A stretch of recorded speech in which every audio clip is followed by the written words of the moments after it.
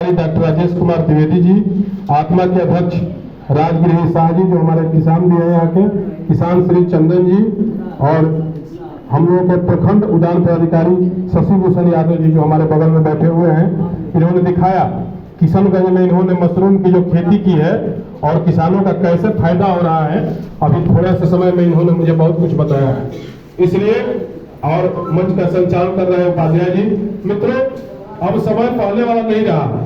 अब आपको आने वाले समय में जो लोग, अभी रबी की फसल आने वाली है, जो लोग कमर्शियल खेती नहीं करेंगे वो किसानों को माली हालत जो है और बद से बदतर होती जाएगी। इसलिए सभी किसानों से मैं आग्रह करूंगा कि आप लोग एक फसल धान गेहूं वगैरह जरूर आप लोग बोइए, अपने जो रबी है खरीफ है आप लोग बोइए, आप लोग बुआई कीजिए, लेकिन एक फसल आप ऐसी अपने धनोपार्जन के लिए देखिए।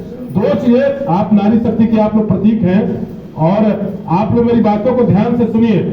आप लोग किसान हैं और हमारी आप लोग की हिस्सेदारी 75% हो गई है 50% से, इसलिए कि हर जगह जो है सरकार ने आपके लिए व्यवस्था की है। तो आप लोग ध्यान से बातों को सुनिए।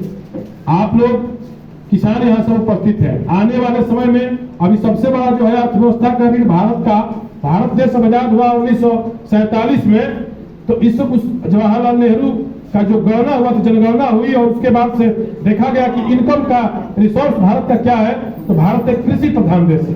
आप लोगों ने सभी लोगों ने पढ़ा होगा, लेकिन आज जो है धीरे धीरे कृषि का जो है जीडीपी में ग्रोथ घट करके अब जो है 70% से भी नीचे आ गया है। इसका कारण है कि जो उद्योगपति है वो समय के साथ जो उद्योग लगाना होता है, अभी किस चीज का टाइम चल रहा है, किस चीज का उद्योग लगाने से हमको फायदा होगा, वो उद्योगपति इस बात को समझ लेता है। लेकिन किसान आज पीछे क्यों है कि समय और परिस्थिति को हम लोग समझ नहीं पाते हैं। आज आने वाला समय आपके बगल में धरहरा गांव है, जाइए वहां लाखों रुपया कमा करके किसान सब्जी की खेती करके और अपने आय को बड़े बड़े शहरों में, बनारस में जाइए, पटना में जाइए, अच्छे अच्छे जगहों में घर बनाए हुए हैं, जिनका बेटा आईएएस की तैयारी कर रहा है, किसी का बेटा आईएएस हो गया है, और सब सब्जी की खेती करने वाले किसान हैं। इसलिए आने वाले समय में अपने ब्रह्मपुर प्रखंड में भी, जैसे डुमराव प्रखंड में हो रहा है, हम लोग किस चीज की मैडम बैठी हुई है, मैं इनसे आग्रह करूंगा कि आप लोग हफ्ता में दोनों आदमी एक दिन ब्रह्मपुर के लिए दीजिए। आप लोगों का भी अच्छा होगा, हमारे किसानों का भी कल्याण होगा।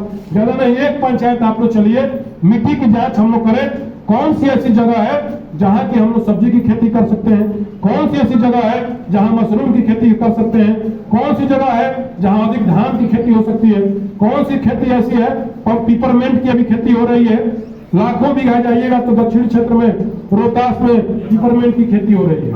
इसलिए आने वाले समय में यदि आपको अपना उत्थान करना है, अपने बच्चों के भविष्य को सुधारना है किसानों को, तो उसके लिए हम लोगों को जो है कमर्शियल खेती आवश्यक है। और कमर्शियल खेती में क्या क्या हो सकता है इसका ऑप्शन किसी विभाग के लोग दे रहे हैं। इसलिए आप लोगों से यही आग्रह करते हुए कि आप लोग जो भी अनुदान है हमारे प्रखंड से, प्रखंड उद्यान पदाधिकारी महोदय यहाँ बैठे हुए हैं और भी कृषि विभाग के कई अधिकारी बैठे हुए हैं। आपको जो भी अनुदान है प्रखंड से, आपको गेहूं का, चाहे आने वाले समय गेहूं बोना है, जो रबी का फसल है उसमें आपको मिल रहा है 90% तक। मुख्यमंत्री अनुदान योजना के तहत आपको 90% तक बीज में अनुदान मिल रहा है। ऐसा आपको प्रोत्साहित कोई नहीं कर सकता है। अभी हमारे बिहार के कृषि मंत्री जी ने कहा है कि हम सरकार जो है मंडी खोलने जा रही है। हर जगह जैसे पुराने समय में एक मंडी लगती थी किसानों के लिए, फसलों को उनको बेचने के लिए, खरीदने के लिए, उस तरह से मंडी का निर्माण सरकार कराएगी। तो आने वाले समय में आज प्रधानमंत्री जी ने क्या किया, इस देश में यदि किसानों को कोई सम्मान दिया है तो इस देश के यशस्वी प्रधानमंत्री नरेंद्र भाई मोदी हैं, जिन्होंने किसान सम्मान निधि आप लोगों के लिए दिया है। और आज कोई भी गरीब है जिनका बच्चा पढ़ता नहीं है, हर 2 महीना 3 महीना पर उनको 6,000 रुपया खाते में 3 महीने पर आ जाता है। यदि चार किसान परिवार में है तो 24,000 रुपया आ गया। तो एक बच्चे का आपको रहने का कम से कम व्यवस्था तो हो गया ना, पढ़ने का। किसी के घर में आप किसानों को मान लीजिए कोई दूसरे पर निर्भर नहीं है ना, तो प्रधानमंत्री ने आपको किसान सम्मान निधि दिया।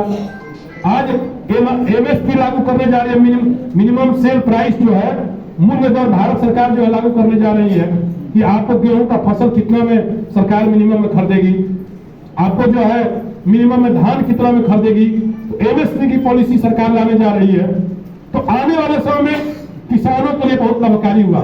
सैनिकों को पेंशन मिलता था, नौजवानों को पेंशन मिलता था, आपको जितने नौकरी पेशा लोग थे पेंशन मिलता था, लेकिन किसानों को सम्मान यदि किया है तो इस देश के प्रधानमंत्री जी ने किया है। इसलिए हम लोग सभी किसान इस बात को हमेशा दिमाग में रखना है। और दूसरी बात, आप लोगों से आग्रह है कि ब्रह्मपुर प्रखंड में कैसे कमर्शियल खेती हो और साथ ही साथ खेती में भी कैसे अनुदान का लाभ मिले, इसके लिए यहाँ जितने भी विभाग के कर्मचारी हैं मैं इनकी सराहना करता हूँ। जब भी मैं फोन करता हूँ किसी किसान के लिए, हमारा कृषि विभाग ब्रह्मपुर का तत्पर रहता है। और यदि किसान भाई को कभी भी कोई समस्या हो तो हम प्रखंड कार्यालय में हम नहीं बैठते हैं तो हमारे और भी लोग बैठते हैं साथ में, जरूर कोई ना कोई बैठा रहता है। आपकी मदद के लिए आप 24 घंटा हमको फोन कर सकते हैं और निश्चित रूप से जो भी लाभ होगा कृषि विभाग उपलब्ध कराएगा। इन्हीं चंद शब्दों के साथ हम अपनी बाड़ी पर विराम देंगे, एक ही बात कहते हुए कि एक लाल बहादुर शास्त्री जी ने नारा लगाया था, जय जवान और जय किसान। तो हम लगाएंगे सभी लोग नारा, जय जवान जय किसान, जय जवान जय किसान। नमस्कार। बहुत बहुत धन्यवाद प्रमुख जी। प्रखंड में